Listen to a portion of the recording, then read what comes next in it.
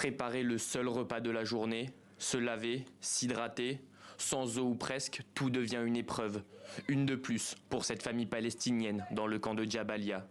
Pour trouver quelques litres, Ahmed doit parfois parcourir plusieurs kilomètres. S'il parvient à trouver un puits épargné, c'est alors le diesel qui peut manquer pour le faire fonctionner.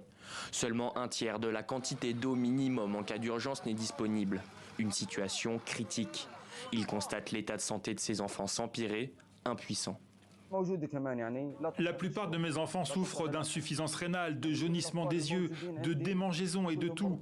Et aucun traitement n'est disponible dans le nord de la bande de Gaza. Dans le camp de Deir al-Bala, au nord, les conditions sanitaires sont elles aussi catastrophiques. L'évacuation des eaux usées est difficile, des flaques se forment ici et là, juste à côté des montagnes de déchets.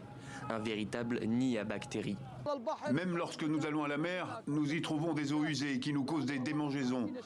Nous ne savons pas quoi faire. Nous demandons aux responsables de trouver une solution au problème des eaux usées, afin de nous aider à nous protéger et à protéger nos enfants. Le risque épidémique est extrêmement élevé.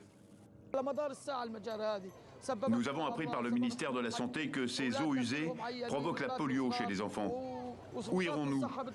Nous avons fui le feu de la guerre dans le nord de Gaza et sommes venus ici pour protéger nos enfants.